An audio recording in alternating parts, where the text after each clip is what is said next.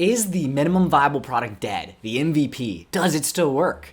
In today's episode of the Silicon Alley podcast, I sit down with Bo Davis to answer this question.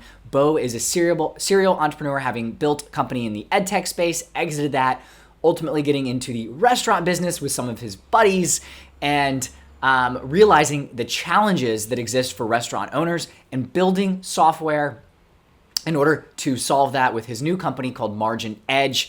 He's also got a really interesting take on how to actually incorporate company values, mission into the core of how a company operates and how that actually saved the business. And they were able to grow during COVID after watching 80% of their customers' revenue drop, going from over $1 billion in transaction volume a day to 200 million. So really fantastic episode of the Silicon Alley podcast. Bo shares some of the secrets and ways that you can actually build a really robust company and product, and that you don't have to take the traditional path. So without further ado, I hope you enjoy today's episode of the Silicon Alley podcast featuring the Bo Davis. Are you interested in growing and scaling your business? Welcome to the Silicon Alley podcast, where you'll hear from entrepreneurs, venture capitalists, and top performers on what it truly takes to grow and scale a business. You'll walk away with actionable insights you can apply in your own business and life. Now to William Glass, the CEO and co-founder of Ostrich, and your host of the Silicon Alley podcast. Bo, welcome to the Silicon Alley podcast. Super excited to have you on today. Thanks so much for having me. I appreciate it. Yeah, absolutely. And excited to dive in. You've started a number of businesses, so really excited to kind of hear your story, your journey, and understand what you're building at MarginEdge and their process there. But I actually want to start overseas. So I noticed that you did the Peace Corps, and I'm curious if you could share a little bit about that experience and how the Peace Corps might tie into entrepreneurship, or maybe it doesn't. Yeah, no, actually it ties in quite a bit in my particular story. I don't know that it always does, but yeah, the Peace Corps was a super interesting experience. And I went into it right after exiting my first business. So I had been in higher ed tech, which I'm sure we'll talk about in a minute, sold the company. And really, I was still young. I was like 26, 27. And I really wanted to do something totally different. But my entire experience had been in that space. And so I started talking to my wife about what we could do, well, fiance at the time, what we could do. And just got the idea to like just go out. We wanted to do something where we could give back and sort of get out of our own heads and do something different. And so we joined the Peace Corps and lived in Eastern Europe for 2.5 years.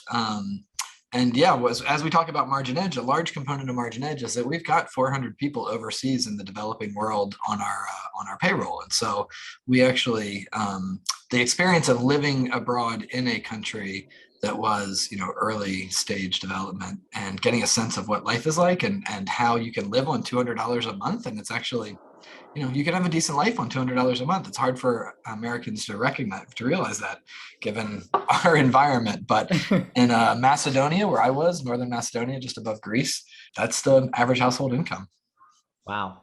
That's really interesting. And I guess shout out to Northern Macedonia real quick for all the soccer fans out there. They just knocked out Italy out of the World Cup. Did they really? For the World Cup qualifying. Oh gosh.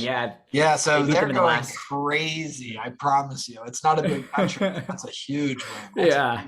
So nice. Anyway, that's another edge. But so I was curious to start there because I actually did a Fulbright over in Thailand and had a similar experience. So nice. It's really interesting. Yeah, to your point, what you can learn, or like how you can live. To your point, live on a lot less than what you realize, and that opens things up. I'm interested to hear how you've been able to build a company. Right? You said you've got, would you say 400? Employees? I think that's 400, 450 people. 400 employees. Can you talk to me a little bit about that and what you? Yeah, and that's just overseas. So we have 150 stateside. Okay.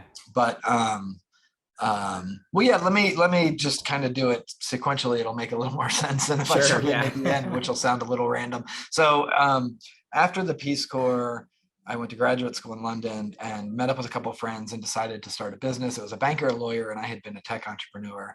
And oddly, we decided to go into the restaurant business. So after talking about a lot of different things, we kept eating in the same kind of restaurant over and over again, and decided that we would bring that concept to the US. So we hired the executive chef of a place we really liked, opened our first place in 2006, And over the next year, it turned out to not really be the right fit for the banker and the lawyer. And I stayed in the restaurant business for 10 years and opened restaurants all over the country, in 6 states, a dozen restaurants. And then from that, learned a lot about the back office and how restaurants operate. And then in 2015, started MarginEdge, which is a software company that really helped restaurants run their back offices, the purchasing, invoicing, recipe management, food cost management, liquor management, a lot of that accounting stuff. And one of the things I learned was that in the restaurant business, some of the things that have to happen in the back office can't be automated. Like technology is just not there. There's a lot of paper processes and manual processes that just can't be fixed, can't be automated. And so there's a human component that augments technology that allows that stuff to run more smoothly. And so I think my experience in the Peace Corps had me much more open-minded to doing something like that. And so, yeah, we set up an office in India, in Chandigarh, and started doing a lot of the back office stuff there. And that's now grown. We have 3 offices in 3 parts of the world, Latin America, Bangladesh, and India. And yeah, they provide the back office services where the software can't be automated. Gotcha. No, that makes a lot of sense, Bo. And yeah, thanks for tying that together story-wise. So what stage are you guys at? You guys have raised a couple rounds of capital. Can you just give like a background of like roughly where the company is today? Sure. Yeah, happy to. So, we did friends and family for a fairly long time. One of our things when we started, and we joked around that my co-founder and I were like 3 times the average entrepreneur's age at startup. This wasn't our first rodeo, let's put it that way.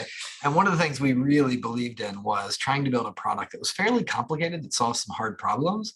And that product took time. So we spent about 3.5 years on product development before we went out and raised institutional money, before we started spending any money on sales and marketing. We really bootstrapped product for a long time. And so, we did our Series A, I want to say we started 2015. I think we did our Series A 2019. And then we did our B round in August of last year. And we're heading into our C round now. So we raised 18 in our last round. And before that, cumulatively between the Series A and the founder, the friends and family stuff, we had raised about 15. So we're about 33 to date. As far as size, yeah, we have 150 people stateside, about 400 overseas. We work with 3,000 restaurants all over the country, all the states.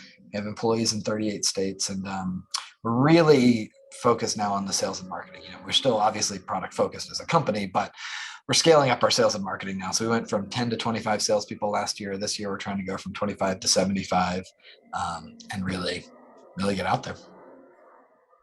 Yeah, no, that's really helpful background and context, Bo. And a couple of things that I want to dive in, but I'm going to go back first. So you spent it sounds like a long time on the product development side. How did you run that, right, to make sure that you were building the right thing? Because you were building this this complex thing. Obviously, you were in the restaurant business, so you probably experienced. Well, I was going to say, I spent 10 years, opened a dozen restaurants. My co-founder had been in the restaurant industry 25 years and had opened something like 4, but we had opened between, I think, 40 or 50 restaurants between us, owned, operated, opened, like built from scratch, hired everyone, ran the restaurants, right? So we had a pretty deep knowledge of how a restaurant runs. And he had been at the Outback Steakhouse Group, OSI Group, which is a 1,000 restaurant plus group. I had been obviously in more of an independent restaurant group, but we had a pretty deep knowledge of restaurants. And again, a deep respect for how hard it is. And I think one of the things that really guided me as we started the company is that as a restaurateur who had been a tech founder, so I was pretty technical, I saw a lot of technology that people were trying to start companies too quickly and get out with a minimum viable product. But me as an end user was like, yeah, I'm not interested in your minimum, right? Like I have real problems, and if you can solve real problems, great, but I'm not really interested in your minimum. And so like I and Roy, my co-founder, we were not interested in building a minimum viable product. We were interested in building a holistic product and willing to take the time and spend the money to get it there. So it's a different approach, I know, than the typical startup. We did have a handful of clients. We had about 20 clients that were friends that were using the software. And I'm still in the restaurant business, so we had our restaurants using it. It was definitely not a get out pivot. Yeah. No, That makes sense. And I think it's interesting. I mean, it's just interesting to hear different perspectives because, you hear this one size fits all. This is the only way to do it. This is but as we know, the real world is not as black and white as following a playbook that worked for a handful of successful companies and, maybe right principles, but doesn't necessarily work. So it's interesting to hear this different perspective because there's also, right, obviously different types of industries where you're not able to do that. If you're in hardware, it's a little, and you're doing something that's really complex, Sure. you can't really do a minimum viable product. Like I'm talking to someone, I've talked to a founder who's in the rocket, they're building like rocket propulsion systems for aerospace. Like it's hard to make a minimum viable product for that. Right? Although, Tesla did a really interesting minimum viable product in their first car, right? They took that British Roadster and slapped an electric engine and batteries in a car that they didn't even build.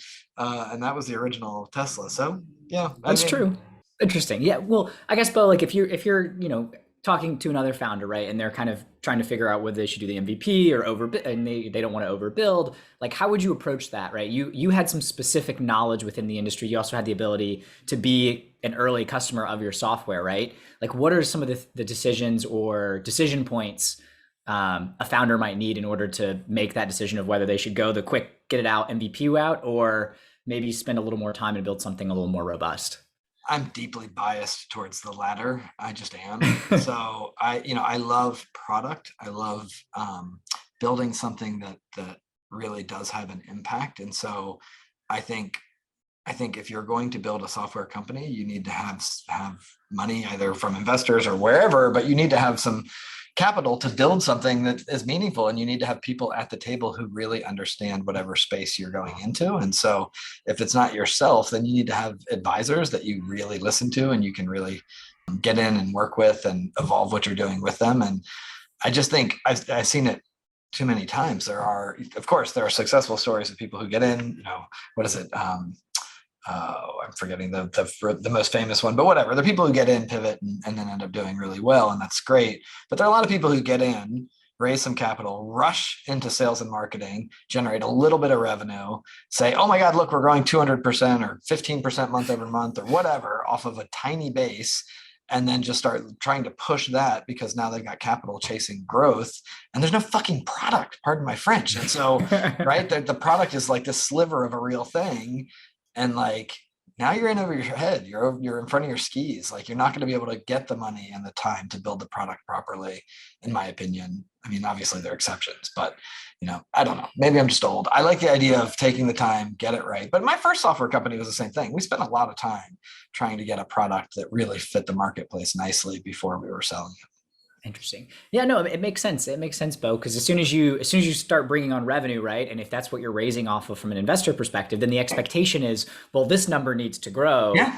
And depending on what stage you're at, right? Obviously, I shouldn't say most investors, but a lot of investors would prefer their money to go to growing the company from a sales and marketing perspective versus product development. So you end up in this catch-22 where you haven't built the right product, or it like works kinda, and you have a semblance of product market fit, but not really, and you can end up in a really tough spot. No, that's right. And a lot of times it's not even a technical founder, right? It's somebody who's brought on some technical help, but it's light and it's either outsourced, which is even worse, and you don't even own the thing. It's right. You've got developers changing. And so, yeah, it's hard. Look, the early stages, I enjoy the early stages, but it is also, it's very hard.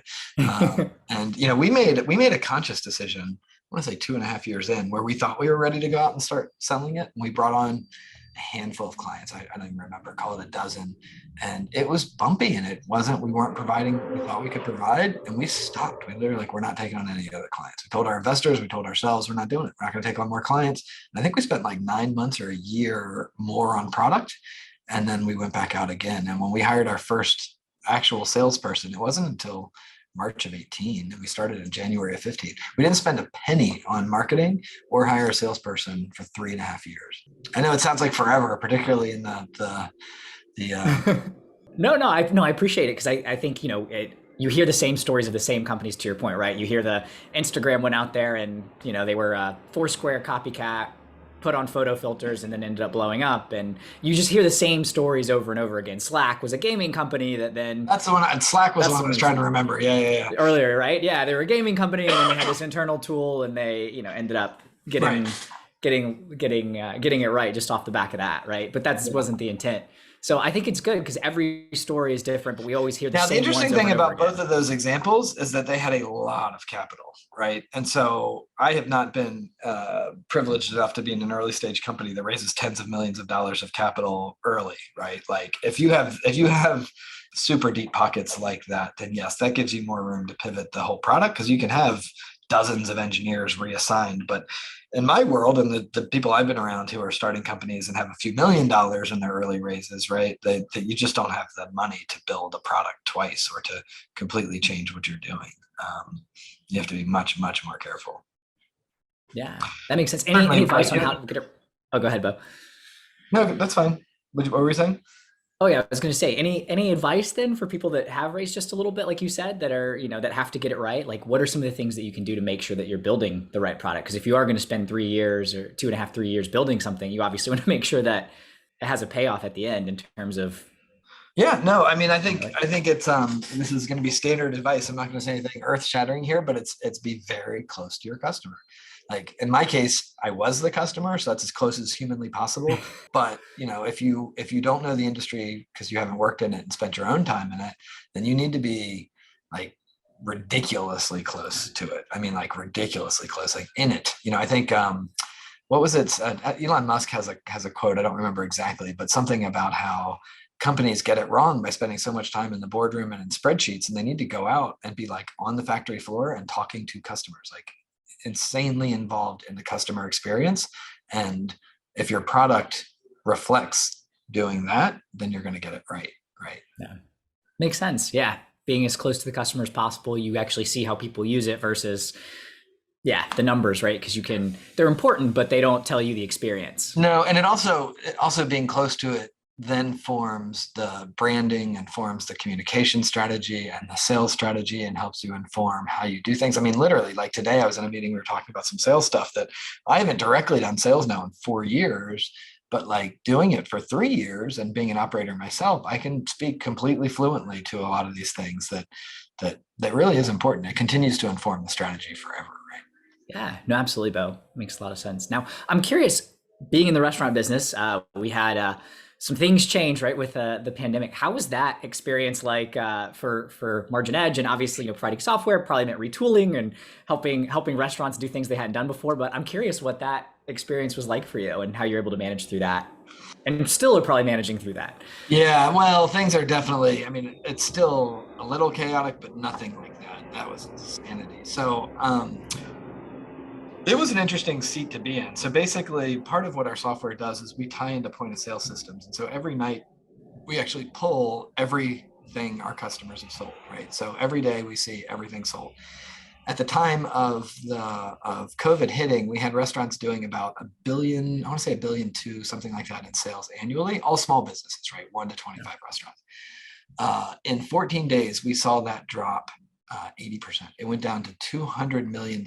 So small businesses lost 80% of their top line in 14 days. And we were all reading about it in the Wall Street Journal and seeing it. But to see those numbers like live as they were coming in was just staggering. And we at that time we had closed our Series A, but we're still super early stage, still spending money, obviously burning money. And so we went through a really interesting experience where we decided a couple of things that ended up being really important. One was out of force, frankly, that we were going to just discount and stop charging customers who were basically either closed or mostly closed. And so we saw our revenue go from growing 100% year over year to shrinking 40% in 2 months, which was very hard for us to deal with or to think about. And at the same time, right, we had to think about our own capital structure. And we thought we basically did what the standard playbook is, which is we came up with a model of how much cash we needed to save, came up with 40% in cash flow, and drew up a spreadsheet with the leadership team who we were going to have to let go. And so we put the whole sheet together. And honestly, right before we pulled the trigger, we were talking, we're like, it just doesn't feel like the right thing to do. And so we ended up deciding that instead of doing that, we were going to do pay cuts across the board. Everyone in the company, software developers, customer support, sales, doesn't matter. Everyone's taking a haircut.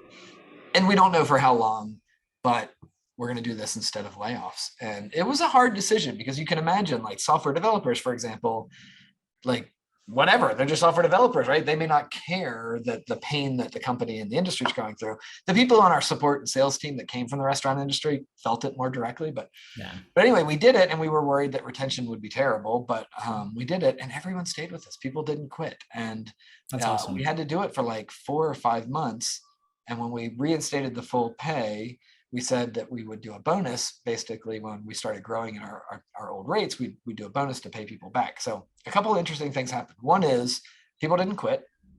2 is all of our scores, whether it's retention or like we do pulse surveys and stuff, all of our scores shot up. Like people were happier in the company, said nicer things about the company, liked the company better because the pain was being shared and everyone knew what was going on in the industry.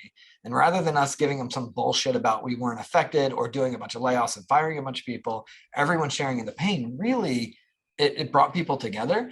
And at the end of the year, we actually got the Best Places to Work award for the first time in our entire company history, the year that we cut everybody's pay and the year of COVID. The decision on the customers ended up reflecting really well. We leaned into a bunch of things to try and help customers outside of our normal playbook.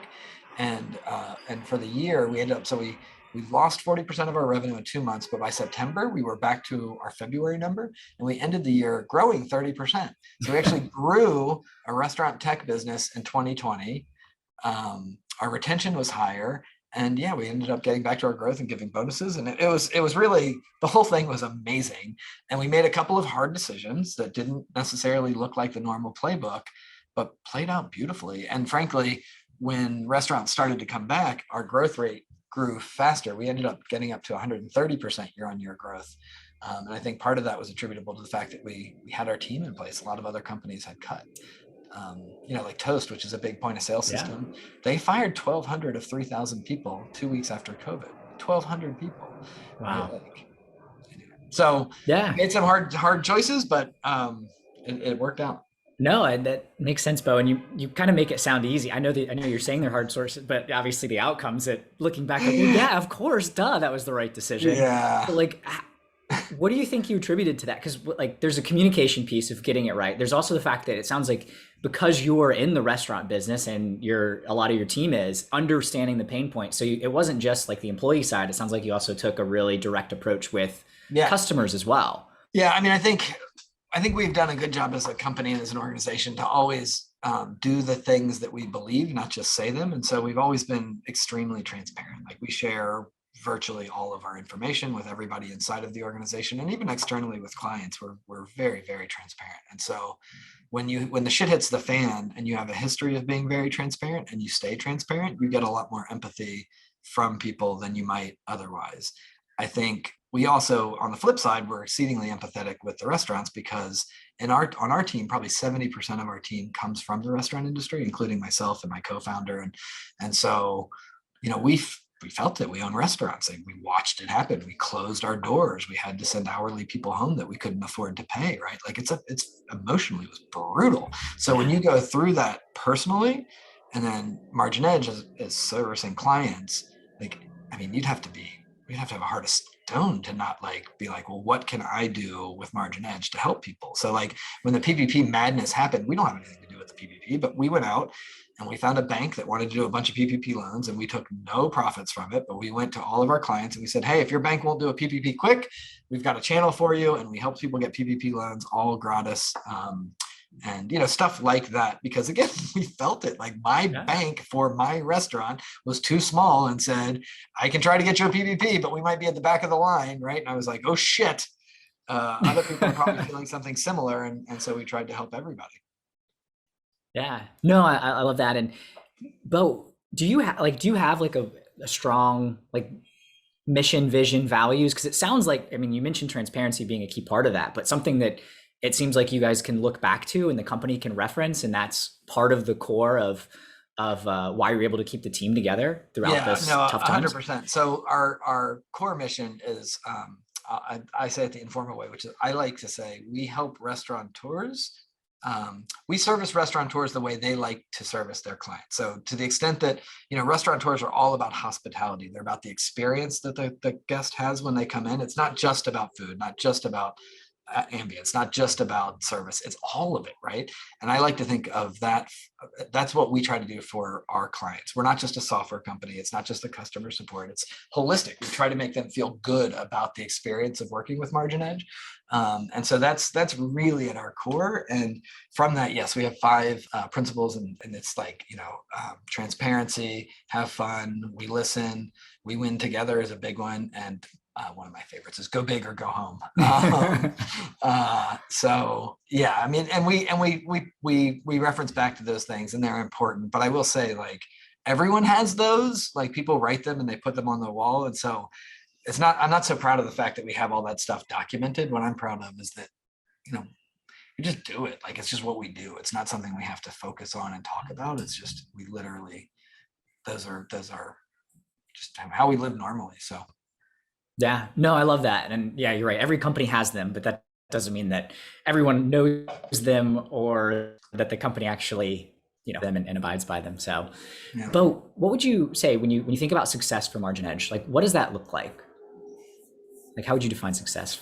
So I think there's a micro and a macro. So in the micro, it's that restaurant owner, operator, kitchen manager, accountant, people working in the restaurant back office, helping their lives be a little bit easier so that they can have a higher probability of success in what is a difficult business, right?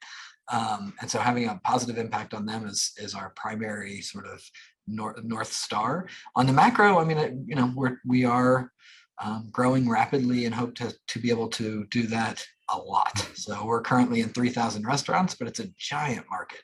I'd love to see us being able to do that individually just as well as we do now, but for 100,000 restaurants, right? Like, there's no reason we can't continue to grow for a long time. Well, Bo, this has been a lot of fun. I really appreciate you sitting down. Thanks so much for the invite. Yeah. Is there anything in particular? I want to leave you with the last word. So if there's anything that I missed or anything you want to leave with the audience, definitely share that. And then also please let everyone know how they can connect with you outside of the podcast. Yeah.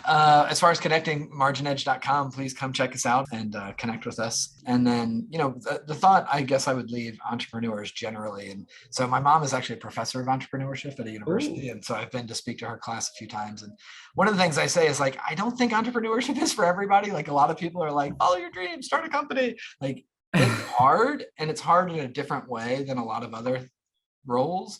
And so people should be thoughtful before they go down that road.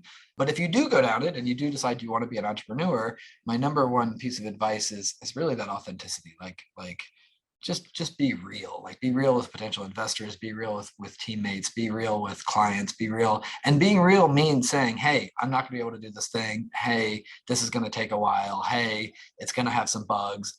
People appreciate that. They connect with you with that. And then when that shit happens, it's not really a problem. And frankly, if someone thinks you're going to be perfect and you need to not have any of those things happen, that's not who you should be working with anyway. So as much as possible, just be real, be sincere, and transparent. And yeah. Well, there it is, transparency right there at the again. So. You see a lot of people who are full of shit, right? So it's not as obvious as you might think that really transparency goes a long way. Yeah. Awesome. Well, thanks, Bo. This was a lot of fun. I really appreciate you sitting down. Thanks so much. I appreciate the invite again. On your way out, please share the podcast with others. It's the only way that the community grows and others hear these incredible stories from entrepreneurs and top performers. And of course, pound that subscribe button so you get notified when episodes drop every Friday. I'm William Glass, CEO and co-founder of Ostrich, and of course, your host of the Silicon Alley Podcast. Have a very profitable day. You got no time to waste, but still you hesitate. Caught in a circle saying, I'll never leave this place. Some words got you searching for the bright side over and over again.